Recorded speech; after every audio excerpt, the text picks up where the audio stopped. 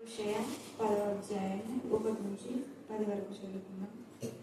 ఇశ్రాయేలు విస్తారంగా వ్యాపించిన ద్రాక్ష చెట్టుతో సమానము.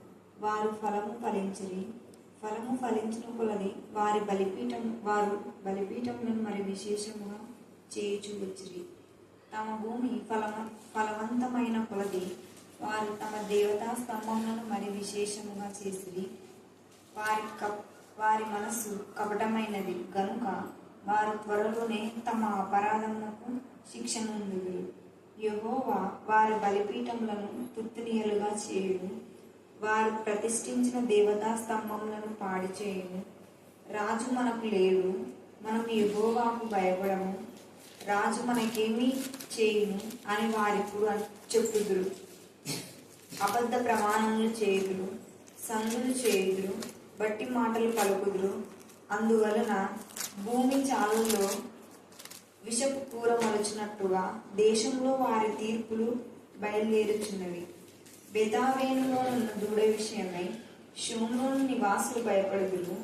దాని ప్రభావం పోయినని ప్రజలను సంతోషించుచున్న దాని అర్చకులను దుఃఖింతురు.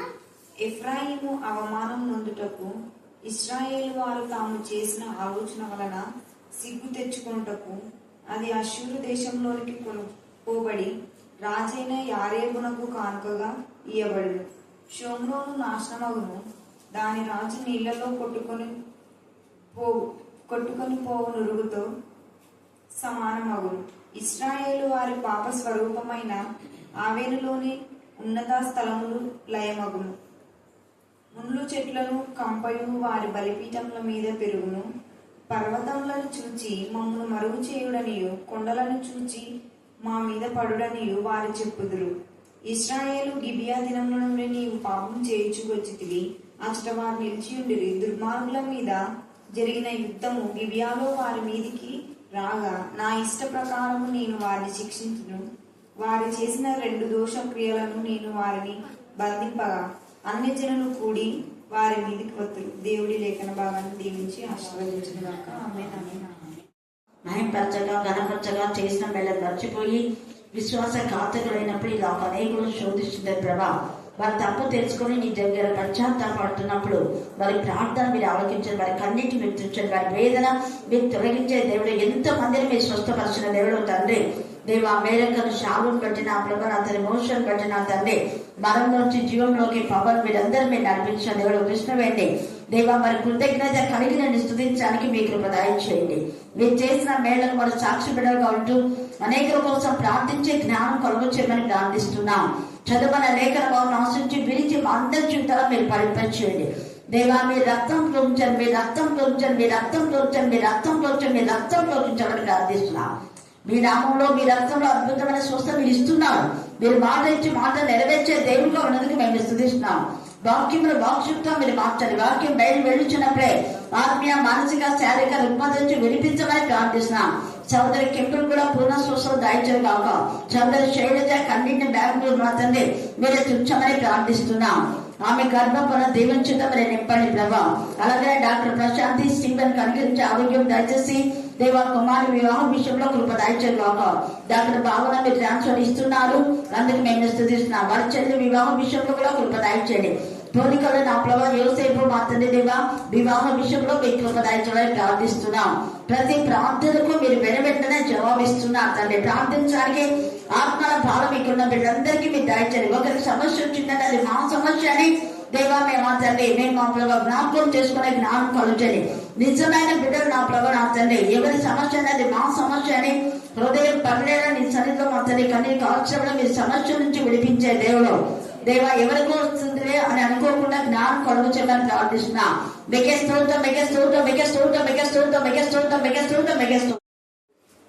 సంద ప్రార్థన చేసుకుంటే నీ ప్రతి అవసరం తీరుస్తాం దేవుడు. అందుకే ముందు రమ్మని చెప్పేది. ఈరోజు ఈ పిల్లలు ఇష్టమైన కూర్చుంది 7.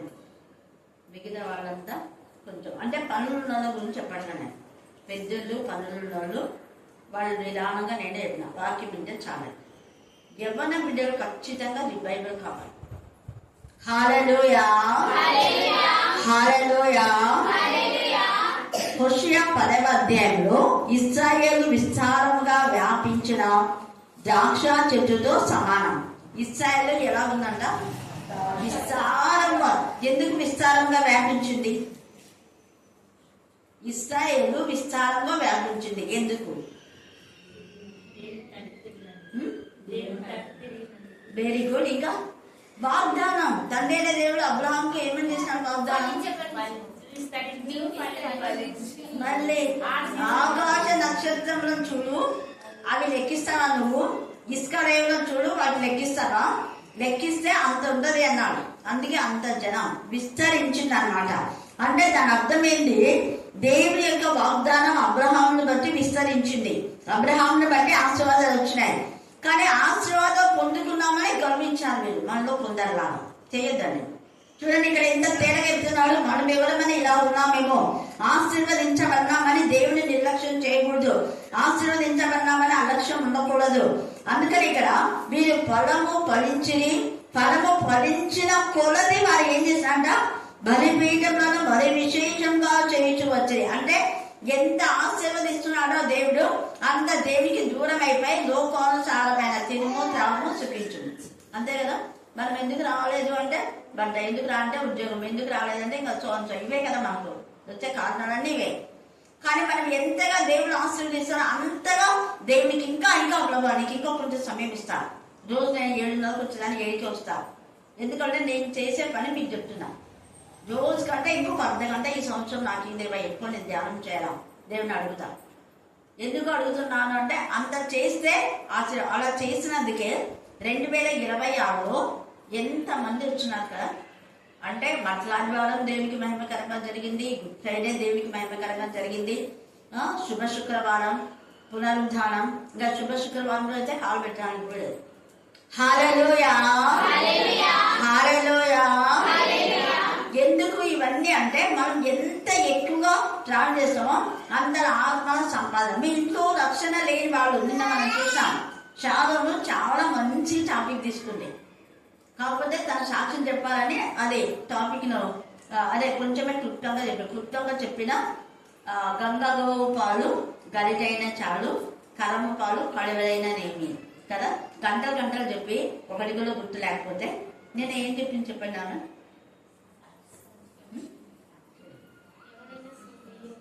కరెక్ట్ చెప్పండి త్వరగా.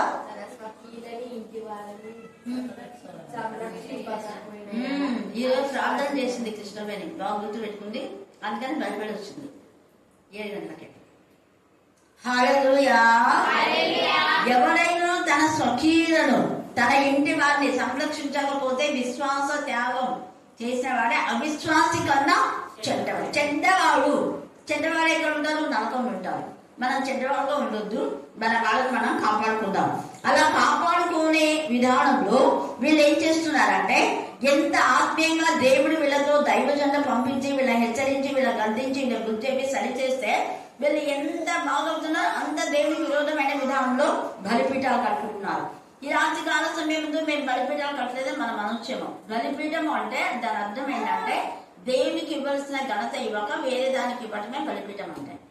దేవుని కంటే ఎక్కువ దేన్ని ప్రేమించినా కూడా దైవం అయిపోతుంది.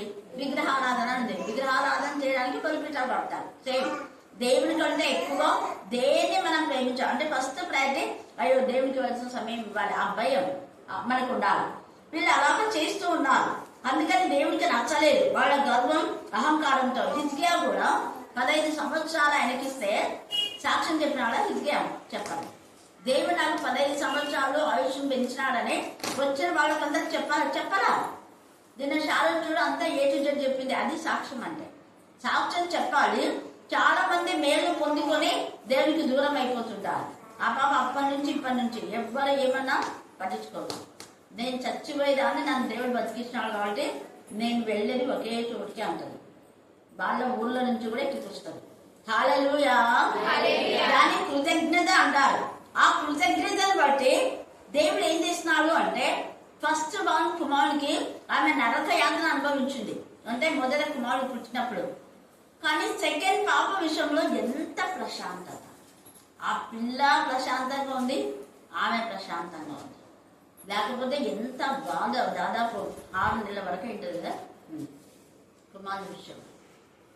ఎప్పుడైతే మనం సాక్షి సాక్ష్యం అనేది ఇస్తామో సాక్ష్యం బట్టి మన జీవితాలు బెచ్చలైపోతుంటాయి. సాక్ష్యము ఇవ్వాలి, కృతజ్ఞత కలిగి ఉండాలి, దేవునికి ఇవ్వాల్సిన సమయం దేవునికి ఇవ్వాలి. దేవుని మహిమపరిచి గణపరిచినప్పుడు దేవుడు చేసిన వేళ దేనిని మరొక మన జ్ఞాపకం చేసుకుంటే బ్లెస్సెడ్ అవుతాం.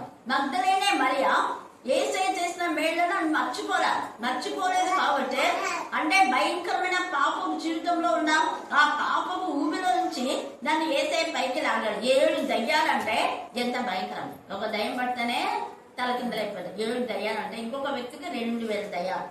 వాడు ఏకంగా మనుషులకు దూరంగా పోయి వాడిని పడేసినారు. అక్కడ ఇక్కడ సమాధుల్లో పోయి కట్టేసినారు. అంటే మనకి తిండిలే ఆకలి, ఎవరు తిండిని పెట్టినోటే ఏమైనా చేస్తాడేమో అని అనే అట్లాంటి సిచ్యువేషన్. మరి అయితే ఈ మగ్దలైన మరి కూడా నాకు తెలిసి ఆమె దేవుడికి విరోధమైన ఈ పాపకాలలో ఆమె చావు అంచులకు వచ్చింటది. అందుకే దేవుడు ఆమెను కాపాడినాడు. హల్లెలూయా, హల్లెలూయా.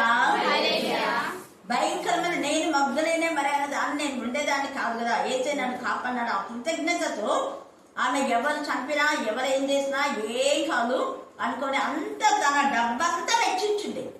మనం మన డబ్బులు దేనికి వెళ్తే దేనికో అనవసరంగా వేస్ట్ చేస్తుంటాం. మరి ఏసై కోసం ఏం చేసామని ఏసై అడుగుతాం. దేనికో వేస్ట్ చేయడం కూడా మనం దేవునికి సన్నిధిలో చేస్తే ఖచ్చితంగా బ్లెస్సెడ్ అవుతుంది. ఉదాహరణ ఇక్కడ చాలా మంది ఉన్నారు. ఎమ్మెల్యే అక్క కూడా మన సాక్ష్యం చెప్పింది. ఆమె సాక్ష్యం చెప్పినాక కొంచెం భయపడుతుంది. అక్కడికి అంటే ఏది ముందు ఏది వెనుక చెప్పాలని తెలియదు.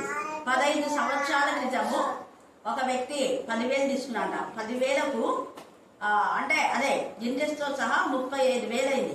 35కి ఇంకా ఎక్కువనే అవుతుంది. కానీ అక్క 3 రూపాయల వడ్డే వద్దు, నాకు నీకెంత ప్రేరేపణ ఉంటే అంత ఇవ్వని 35,000 ఎంతో ఇచ్చిపోయినాడ. చూడండి, ఆమె అడగల, మర్చిపోయింది. అడిగి మర్చిపోయింది. దేవుడికి అప్పగించింది. వాడికేమో దేవుడు దెబ్బ వచ్చింటాడు నాకు తెలిసి, అందుకనే వచ్చి హల్లెలూయా. ఆయన ఇచ్చిన అతను కూడా సంతోషమే. ఎందుకు అక్క ఎక్కువద్దు, నాకు న్యాయంగా తీసుకుంటా. ఆమెకు సంతోషమే, అతనికి సంతోషమే. అందుకని ఎప్పుడే కానీ దేవునికి విరోధమైన పని మనం చేస్తే వేరే వ్యక్తిని మన నుంచి మనం బాధ పెడితే బాధ వచ్చేది మనకే, మన ఇంటికే వస్తుంది. తీసుకునేటప్పుడు ఎంత సంతోషం ఉంటుందో ఇచ్చేటప్పుడు కూడా అంతే సంతోషం ఉండాలి. ఇక్కడ వీళ్ళు ఇస్రాయేలు దేవుడు అన్ని మేలు పొందుకున్నప్పుడు దేవుడని బాగా గంతులు వేసినారు, సంతోషించినారు, ఆనందించినారు. కానీ ఇంకా బాగా దేవుడు ఇంకా ఇస్తా అంటే ఇంకా దేవుడు ఎందుకులే అని వాళ్ళకున్న సోర్సులన్నీ అన్ని దేవతలకు వాళ్ళు వేయడం, అన్యులకు వేయడం, అన్యులతో సహవాసం చేయడం, దేవుడు అంటే మర్చిపోవడం, గర్వించి అహంకారంతో దేవుడికి విరోధంగా ప్రవర్తిస్తుంటే దేవుడికి చాలా బాధ అనిపించింది. అందుకే ఆదికాండం 6వ అధ్యాయంలో నరులను చేసినందుకు ఆయన ఏం చేసినట్టు హృదయంలో నొచ్చుకున్నాడు. ఎందుకు చేసినాడు వీళ్ళు అంటే మనం చేసిన మేళ్లను అవతల వ్యక్తి లీనియన్స్ గా తీసుకొని మనకు బాధ కలుగజేసినట్టు ఎంత బాధ ఉంటుంది, అవునా కదా? ఎంత బాధ ఉంటుంది. అందుకని చేసిన మేళ్లను మర్చిపోయే వ్యక్తులు ఖచ్చితంగా దేవుని ఉగ్రత ఉంటుంది. నేను చాలా మందిని చూస్తుంటాను. వాళ్ళు అడుగుతారు దానికి అవసరమని, ఏదో పాపం కదా అవసరం అడుగుతున్నామని మెచ్చుంటారు. మళ్ళీ ఇవ్వనిక ఎంతగా వాళ్ళు గించుకుంటుంటారు. ఇంకా నేనంట దేవుడికి అప్పగిద్దాంలే అంట. ఆ కాలం అయితే ఎంత ఇదిగా 30,000 గొర్రెకని తీసుకుపోయింది. ఇప్పటికి 3 ఏళ్ళు అవుతుందేమో.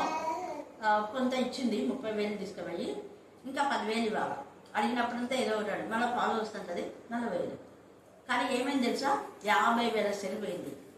నేనన్నా 50,000 సెల్లు పోయినప్పుడన్నా బుద్ధి వచ్చిందని. కానీ వేరే వాళ్ళు కూడా అక్కడ కూడా చెప్పినాను. ఇంకా ఈమె కూడా చెప్పమని ఈమె ఏం చెప్పిందో నాకు తెలియదు. అయినా కొంతమందికి ఎందుకో బుద్ధి రాదు. మళ్ళీ గొడవలు ఇంట్లో. మరి ఎట్లా బాగుంటారు? ఇంట్లో ఎప్పుడు గొడవలే. ఎందుకు గొడవలు వస్తాయి? దేవునికి ఇవ్వాల్సిన సమయం ఎప్పుడు ప్రార్థన, ఎప్పుడు చూడు పనులే. ప్రార్థన అంటే ప్రార్థన కాదు, అప్పుడు వచ్చేది కాబట్టి ఇచ్చినాను, లేకుంటే ఇవ్వాలి. హల్లెలూయా, హల్లెలూయా, హల్లెలూయా. అట్లా వీళ్ళు ఏం చేస్తారంటే మేలు పొందుకొని బాగా అయిపోయిన తర్వాత దేవుని విరవీగే విధానంలో, అందుకే దేవుడు కూడా మౌనంగా ఉండటం లేదు. 2వ వచనం చదవండి, 10వ అధ్యాయం 2వ వచనం. వారి మనసు ఏమైపోయింది? కపటము. అంటే మేలు చేస్తే దేవుడు అంటాడు, మళ్ళీ మేలు వచ్చిన తర్వాత దేవుడు మర్చిపోయాడు. కపటమైన హృదయాన్ని దేవుడు అసలు క్షమించాడు. హృదయం కపటం అయిపోయింది. తర్వాత వారు త్వరలోనే తమ అపరాధం ఏం పొందారంట? శిక్ష. ఇది వస్తుంది. అందుకనే నేను చెప్పేది, మీరు శిక్ష గురిగా ఎప్పుడైనా వస్తుంది. వీళ్ళు అనుకోవాలా వస్తుందని వాళ్ళు అనుకోరారు. ఇప్పుడు యెరూషలేం వాళ్ళు ఇజ్రాయెల్ కానీ అమెరికా కానీ అనుకున్నారా వాళ్ళు ఇంత పెద్ద జరుగుతుందని? ఇరాన్ అయితే భూస్థాపితం అయిపోయింది, ఏం లేదు, అనుకోలేదు. కానీ అనుకోకపోవడానికి కారణం ఏంటి? గర్వం, తినుము తాగు సుఖించమని. పైగా ఇక్కడ ఉన్నటువంటి భారతీయులు అందరూ పోయి అక్కడ అంతా టెంపుల్స్ కట్టినారు. అదే శోధన, అదే ఉగ్రత. కేరళలో చాలా మంది క్రైస్తవులు. అసలు ఈ భారతదేశానికి రావడానికి కారణం తోమ. ఎవరు చెప్పండి? మలేపాలి. తోమ గురించి మీరు గూగుల్లో సెర్చ్ చేస్తే తోమ కంటే ముందు ఇంకొక వ్యక్తి వచ్చాడు. 1834లో తోమ వచ్చాడు. తోమ కంటే ముందు ఇంకొక వ్యక్తి వచ్చాడు, ఆయన కొంచెమే. కానీ తోమ వచ్చిన తర్వాత చాలా మంది బ్రాహ్మణ్స్, అసలు మొదట క్రైస్తవులు అయ్యిందే బ్రాహ్మణ్స్, మనలోకి తెలియలేదు. అది తెలుసుకొని ఆరోగ్యమూర్తి టెంపుల్ బ్రాహ్మణ్ అయినా అయినారు. ఆరోగ్యమూర్తి ఏవి మాస్టర్ అని కానీ కొంతమంది అలా భక్త సింగ్ అంకుల్ కానివ్వండి, తర్వాత ఇంకా అంతకంటే అంటే భక్త సింగ్ అంకుల్ ముందే అయినాడు, ఆరోగ్యమూర్తి కంటే కూడా ముందే అయినాడు. ఇంకా అలా కొంతమంది బ్రాహ్మణ్స్ చాలా మంది మారినారు. తర్వాతనే మన బ్రాహ్మణ్స్ తర్వాత రెడీస్ ఎక్కువ అయినారు. అంటే గుంటూరు, కోస్తా ఆ ప్రాంతంలో క్రిస్టియానిటీ ఎక్కువ ఉంది. ఆ తర్వాతనే మన ప్రాంతం వాళ్ళకి మిషనరీస్ వచ్చినప్పుడు మనం ఇలా మారినాం చాలా మంది. కానీ నిజంగా తోమని అయితే ఎంత బాధ పెట్టారో వాళ్ళు. తోమ అక్కడ యేసయ్యని అడగడానికి చాలా కారణాలు ఉన్నాయి. నేను నమ్మనన్నాడు తోమ మొదట యేసయ్య వచ్చినప్పుడు చనిపోయి తిరిగి లేచి పునరుద్ధారణ అయినప్పుడు మీకు సమాధానం కలుగాక అంటే అందరికి సమాధానం వచ్చేసింది. కానీ ఎవరికి సమాధానం లేదు. ఎందుకు సమాధానం లేదు? ఆయన లేడు. మళ్ళీ యేసయ్య ఎంత ప్రేమ చూడండి, ఒక్కరి కోసం మళ్ళీ వచ్చినాడు. మళ్ళీ వచ్చి తోమ అప్పుడు ఏమంటాడు తోమ? నేను నమ్మను, చూసి నమ్ముతా నేను. కానీ ఒక విధానంలో అది కూడా మంచిదే అంట. ఎందుకు? ట్రూత్ కావాలి, సత్యం. మీరు ఏదో చెప్తే నమ్మదు. చెప్పే కబుర్లు చాలా ఉంటాయి, అట్లా చెప్పేవన్నీ నేను నమ్మను, నాకు రుజువు కావాలి. ఆ రుజువుని యేసయ్య చూశాడు. ధన్యుడే. కానీ ఇతను ఆ రుజువు కాబట్టి ఇతను ఈ ప్రాంతానికి, భారతదేశానికి దేవుడే పంపాడు. దేవుని ప్రేరేపణ ద్వారా తోమ ఇక్కడికి వచ్చాడు. దేవుని సన్నిధిలో అడిగే వాళ్ళు ఏ ప్రాంతం ఎవరు వెళ్ళాలనో దేవుడు అలా చెదిరిపోయారు. అంతా 12 మంది శిష్యులు అక్కడక్కడ అదే ప్రాంతాలకు అంతా మొత్తం ప్రపంచమంతా వాళ్ళు వెళ్ళారు కాబట్టి ఇంతగా క్రైస్తవత్వం ప్రబలింది. అయితే ఈ తోమ వచ్చినందువల్లే మన భారతదేశానికి వెళ్తే అది ఒక రుజువు అనమాట. ఖచ్చితంగా అందుకే చూసి నమ్మిన వారికంటే చూడక నమ్మిన వారు ధన్యులే. కానీ నిన్ను ఎంతగా వాడుకుంటానో చూడండి. తోమ హతసాక్షి అయ్యాడు. అంత ఇదిగా ఆ యొక్క తోమ మన భారతదేశంలో పరిచయం చేశాడు. ముఖ్యంగా కేరళ ప్రాంతం, ఇంకా మెడ్రాస్లో. Thank God. మీరు గూగుల్లో సెర్చ్ చేస్తే తోమ యొక్క శరీరంను అంటే ఖడ్గంతో ఆయన చంపేస్తారు పొడిచి బ్రాహ్మణ్స్.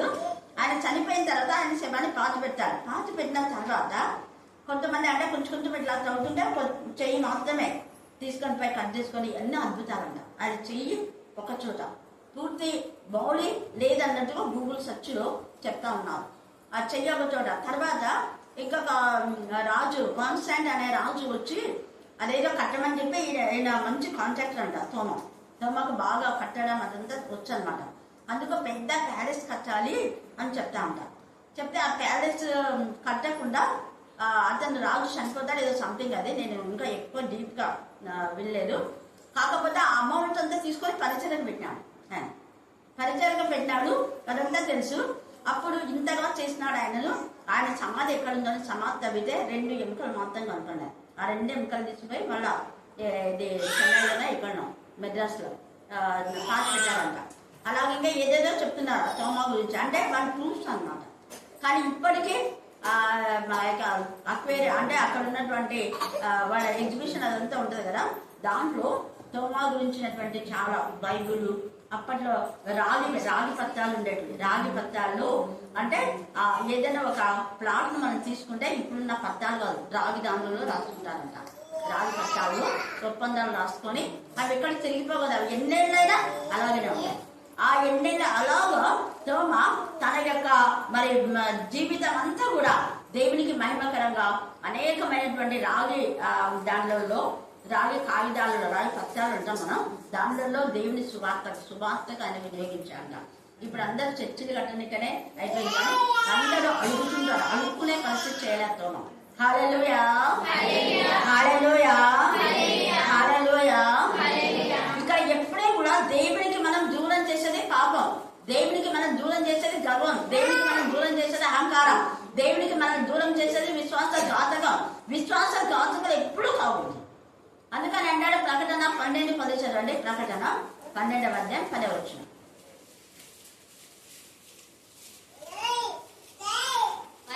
మరియు ఒక గొప్ప స్వరము పరలోకమందు ఇలాగ చెప్పుట వింటిని, రాత్రి పగళ్ళు మన దేవుని మీద, మన సహోదరుల మీద నేరం మోపువాడైన అపవాది పడద్రోయబడి ఉన్నాడు కనుక ఇప్పుడు ఏమంట? రక్షణయు శక్తియు రాజ్యములు మన దేవుని వాయను అధికారము ఏసై అధికారంలో మనం ఉన్నాం. తర్వాత ఇంకా చదివితే వారు గొర్రె పిల్ల రక్తమును బట్టి తామిచ్చిన సాక్ష్యం బట్టి అపవాదిని జయించింది. అది అండర్లైన్ చేసుకొని కన్సల్ట్ చేయండి. గొర్రె పిల్ల రక్తము అంటే వాక్యం, సాక్ష్యం. ఈ రెండింటి ద్వారానే అపవాదిని జయిస్తాం, అప్పులు జయిస్తాం, ఆర్థిక సమస్యలు జయిస్తాం, రోగాలు జయిస్తాం, అపవాది కీడులు అన్ని జయించేది వాక్యం. అందుకే వాక్యం నేర్చుకోండి, చదవండి, వినండి చెప్పేది. అందుకే ఎంత వాక్యం వింటావో. నాకు తెలిసి ఓపెన్గా 15 సంవత్సరాల నుంచి ఇయ్యని వ్యక్తి ఇప్పుడే వచ్చి ఇస్తున్నా అంటే అక్క ఎక్కువ వాక్యం, తనకు చేత కాకపోయినా వాక్యం వినాలని వస్తుంది. ఆ స్కూల్లో ఎంత కాలు నొప్పి లేస్తున్నా కూడా ఆ వాక్యము అక్కడ ఆ వ్యక్తిని ఏం చేస్తుంది? అది మన సాక్షి ఉంది కాబట్టి. మన సాక్షి లేని వరకు ఉండదు. ఇక్కడ యూదా లాంటి వాళ్ళు ఇవ్వరు. మన సాక్షి వస్తే ఎప్పుడోసారి ఇస్తారు. మన సాక్షి లేని వాళ్ళు చచ్చేవాళ్ళకి ఇవ్వాలి. ఇక్కడ యూదా చచ్చే వరకు క్షమాపణ చెప్పినాడా? చెప్పడా? అలాంటి వాళ్ళు కొందరు ఉంటారు. బురద నేలలు, భూమి నేలలు ఉంటాయి. ఏసుకెళ్ళి 40 ఏళ్ళు వాళ్ళు బాగుకో, ఆ ఎంతనేమో బాగుకో అంటే వాళ్ళు ఎంత మనం అడిగినా, ఎంత మనం తెచ్చినా, ఏం చేసినా కూడా ఇవ్వాలి. ఎందుకంటే వాళ్ళు బతుక అదే బతికే. వాళ్ళు దేనికోసం శిక్ష, హఠాత్తుగా శిక్ష. ఇక్కడ ఎన్నిసార్లు ప్రభుత్వం చెప్పినా మీరు వెళ్ళలేదు. అందుకనే వాళ్ళకి వచ్చింది ఏంటంటే శిక్ష అంటున్నాం. తర్వాత చూడండి. యెహోవా వారి బలిపీఠంలను చుట్టూనిగా ఇప్పుడు అక్కడ కట్టినటువంటి దేవతా టెంపుల్స్ అన్ని కూడా పడగొట్టేశాడు. ఇప్పుడు నా ట్రంప్ అన్ని పడగొట్టేశాడు. తర్వాత వారు ప్రతిష్ఠించిన దేవతా స్తంభములను పాడు చేయును. రాజు మనకు లేడు. వీళ్ళు ఏమంటున్నా అంటే మనకు రాజు లేడు, చెప్పేవాళ్ళు ఎందుకు, మనకు ప్రవక్తలు ఎందుకు, దేవుని సేవకులు ఎందుకు, మనము యెహోవాకు భయపడము. ఎంత చూడండి, ఎంత ధైర్యం, సిగ్గు లేకుండా మాట్లాడుతున్నాడు. మనం యెహోవాకు భయపడం. దేవుని సేవకులు ఎలా చెప్తున్నారంటే భయపడం ఇష్టానుసారంగా మాట్లాడుతున్నాం. భయం అనేది లేదు. యెహోవాకు భయపడే వాళ్ళు సేవకులు కూడా భయపడతారు. దేవుని ఎందుకు భయభక్తి గల వాళ్ళు ఆనందిస్తారు. దేవుడు అంటే భయం ఇవ్వకుంటే వాళ్ళు మాత్రమే దేవుని ఎందుకు భయభక్తి గల వాళ్ళను గౌరవిస్తారు. తర్వాత చదవండి. రాజు మనకేమి చేయను అని వారిప్పుడు చెప్పుదురు. అబద్ధ ప్రమాణములు చేయదు. వీళ్ళ బ్రతుకు ఎలా ఉంటారంటే అన్ని అక్రమము దోచుకోవడం, వాళ్ళు ఇష్టానుసారంగా దేవునికి ఏది అయిష్టమో వాళ్ళు చేస్తారు. అబద్ధ ప్రమాణములు చేయదు. సంతులు అంటే లోకానుసారమైన వ్యక్తులతో కలుస్తారు. దేవునికి వేరేపై లోక సంబంధులతో సందులు చేయుదురు. బట్టి మాటలు పలుకుదు. అబద్ధ ప్రమాణాలు. ఎప్పుడు వస్తాంటే అంటారు కాదు. శుక్రవారం వస్తా అంటారు, రారు. ఇంకెప్పుడు ఇక్కడికే వస్తా అంటారు, రారు. అబద్ధ ప్రమాణాలు. దేవుడు చూస్తాడు, దేవుడి దగ్గర ఉంటాయి అన్ని లెక్కలు. తర్వాత అందువలన ఏమైందంటే భూమి చాలాలో విషపు కూరలు మొలుచున్నట్లుగా దేశంలో వారి తీర్పులు బయలుదేరుచున్నాయి. అందుకే ఎంత మంది పంట పడినా కూడా నష్టం వచ్చేది. ఎందుకంటే ఇంటికి నష్టం వచ్చినప్పుడు మనం ఆత్మ పరిశీలన చేసుకోవాలి. లేదంటే దేవుడు నెల నీ జీవితాన్ని ఆశీర్వదిస్తాడు. ప్రకటన 22లో నెలకు ఫలించు జీవవృక్ష జీవమైన ఈ వాక్యము మనలో ఉన్నప్పుడు మనం నెల ఒకరిని ఆశించే జీవితం లేకుండా ఫలించే జీవితమే దేవుడు ఇస్తాడు. నెల జీవితం రాకున్నా కూడా ఇంకా మిగులుతూనే ఉంటుంది. హల్లెలూయా, హల్లెలూయా, హల్లెలూయా. అంటే తక్కువ చేయడు దేవుడు. తర్వాత అందుకనే విషపు కూరలు అంటే చేదైన వేరు ఏదైనా మలిచి మనం కలపలపరచకుండా మనం జాగ్రత్త పడాలి. అనేక తలంపుల్లో క్రియల్లో చేయదైన వేలు మొలిచేస్తా ఉంది. తర్వాత బెతవేలులోనున్న దూడ విషయమై షోమ్రోను నివాసులు బెతావేలులో ఉన్న దూడ విషయమే షోమ్రోను నివాసులు భయపడుదురు. దాని ప్రభావము పోయేదని ప్రజలను సంతోషించుచుండిన దాని అర్చకులను దుఃఖింతురు. దూడ అంటే దూడను తీసుకొని పూజ చేసుకుంటారు చూడండి. అది ఇక్కడ అదేంటి బెల్గల దగ్గర ఇక్కడ ఉందనుకుంటా. అదే లేపాక్షి దూడ, లేపక్షి, దాని పేరు లేపాక్షి. అంటే లేపాక్షి కాదు అసలు, లేపక్షి అంటే ఒక దూడలా ఉండి 2 రెక్కలు ఉన్నాయి. దానికి లేపక్షి అంటే అది లేచిందంట, అందుకు దాన్ని పూజిస్తున్నారు. అది లేచిందో లేదో మనకు తెలియదు, కానీ కుకిడి పురాణం దాని గురించి బెలగ అది హత్తి బెలగలో ఏదంట దాని పేరు. అక్కడ ఉంది ఈ ప్రతిమ. తెలుగు వాళ్ళకు ఉంది 7th వాళ్ళ తెలుగు పుస్తకంలో అప్పటికి ఉందా? ఓకే, తెలుగు. ఎందుకంటే నేను 7th నుంచి 10th కాక లేదా అది ఊరికి సరి గుర్తులేదు నాకు. టీచర్స్ అందరూ కదా 7th 9th. సరే, తర్వాత ఎఫ్రాయిము అవమానం నొందుటకు ఇశ్రాయేలు వారు తాము చేసిన ఆలోచన వలన సిగ్గు తెచ్చుకొనుటకు అది అశ్షూరు దేశంలోనికి కొనుకోబడి రాజైన యారేబునకు కానుకగా చూడండి ఎంత బాధాకరంగా ఉంది ఇక్కడ. తర్వాత అందుకని దేవుడు కూడా ఏం చేస్తున్నాడు, దాన్ని నాశనం చేస్తున్నాడు. షోమ్రోను నాశనమగుడు, దాని రాజు నీళ్ళలో కొట్టుకొని పోవు దుర్గతో సమానం. రాజు అయి ఉండి ప్రజలను రైట్ మీద నడిపించలేదు, అందుకని రాజు కూడా అక్కడ నుంచి నాశనం అవుతున్నాడు. షోమ్రోను దేశం నాశనం అవుతుంది, రాజు నాశనం అవుతున్నాడు. ఇశ్రాయేలు వారి పాప స్వరూపమైన అవెన్లోని ఉన్నత స్థలంలో లయమగును. ముళ్ళ చెట్టును పంపయు వారి బలిపీఠం మీద పెరుగును.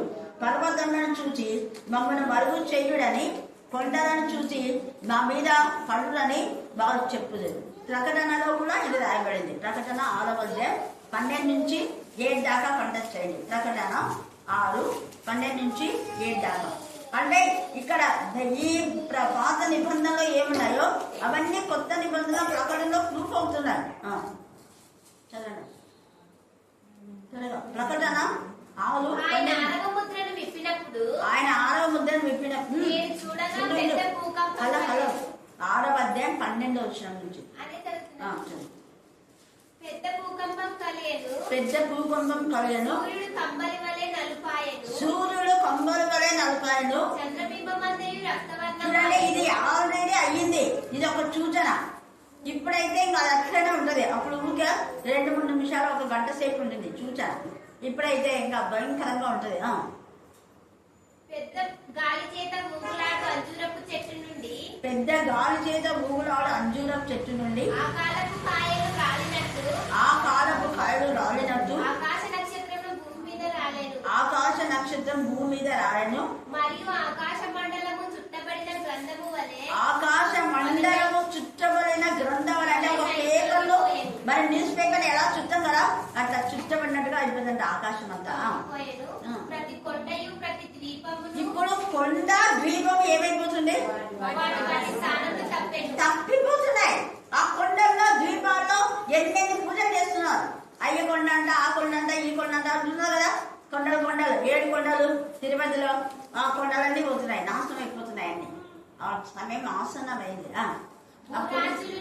భూరాజులను, గనులను, సహస్రాధిపతులను, ఇక్కడ ధనికులను, తర్వాత బలిష్ఠులను, ప్రతి దాసుడు అండర్లైన్ చేసుకోండి. మనం ఏమేమి తప్పుడు బోధలు చేస్తారంటే ధనవంతులేమో నరకానికి పోయిన వాళ్ళు, పేదవాడేమో అబ్రహాములము. ధనవంతులు అందరు కాదు. అబ్రహామే ధనవంతుడు. ధనవంతుడైన అబ్రహాము రొమ్ములోనే పేద రాజులు పేదవాడు అయిపోయిన పరిస్థితిని బట్టి ఒకప్పుడు ఆయన కూడా ధనవంతుడే. ధనవంతులు అందరూ పోరు నరకానికి. గుర్తుపెట్టుకోవాలా, దావీదు ధనవంతుడే, యోబు ధనవంతుడే కదా, అబ్రహాం ధనవంతుడే, ఇస్సాకు ధనవంతుడే, ఈ యాకోబు ధనవంతుడే. మరి వాళ్ళంతా నరకం లేదు, ఎక్కడున్నారు?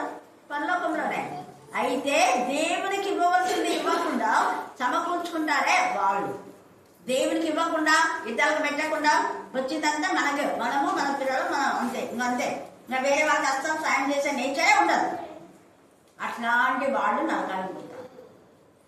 అందుకనే దుర్మార్గు కొట్టిన కట్లను విప్పుటయు కాడి మానుమోకులు తీయటయు ఆకలి కొనిన వారికి ఆకలి అంటే వాక్యం అనే ఆకలి తీర్చాలి, శారీరకమైన ఆహారం రెండు. ఆత్మ దాహము, తర్వాత శారీరక దాహం. ఆత్మ ఆకలి, శారీరకమైనటువంటి దేవునికి విరోధమైన దాహాలు చాలా ఉంటాయి. వాటిని అన్ని తీర్చమని కాదు, మనం నిజంగా నీ శక్తి దాహం కొంటే మనకేం చేయాలి, నీళ్ళు ఇవ్వాలి. అలాగ పరిస్థితులను బట్టి. తర్వాత చదువు. ప్రతి స్వతంత్రులను కొండ గుహల్లోను బండ సందుల్లోను దాక్కొని సింహాసనాసీనుడైన వాని యొక్కయు గొర్రెపిల్ల యొక్కయు చూడండి, ఉగ్రత మహాదినము వచ్చెను, దానికి తాళజాడిన వాడు ఎవడు అని కొండలను అడుగుతున్నారు, గుహలను అడుగుతున్నారు, బండలను అడుగుతున్నారు. కొండలను చూసి మా మీద పడుదని వారు చెప్తారు. సేమ్ ఇక్కడ అంటే ఆత్మ ఒక్కడే అనే మాట అర్థమవుతుంది. హోషేయాలో 10వ అధ్యాయంలో రాసిన ఇదే లేఖన భాగం ప్రకటన 6లో ఉంది. ఎంత క్లారిటీగా ప్రూఫ్ అవుతున్నాయి. దేవుడు సర్వశక్తిమంతుడు, ఆయనకు వేరుగా ఉండి ఏమి కూడా చేయలేరు. కాబట్టి దేవుని మహా ఉగ్రతకు గురి కాకుండా దేవుని భయభక్తి కలిగి చేసిన మేళ్లను మరొక, ఆయన చేసిన మేళ్లలో దేనిని మరొక కృతజ్ఞతాస్తులు చెల్లిస్తూ సాక్షి బిడలుగా వధింపబడిన గొర్రెపిల్ల రక్తంలో అంటే వాక్యంలో దేవునితో అనుసంధానమై క్రీస్తులో ఫలించాం. దేవుడు ఈ లేఖన భాగం దీవించి ఆశీర్వదించున్నాక ఆమేన్ ఆమేన్ అన్న. చివరి ప్రార్థన. రహేల్ మనలో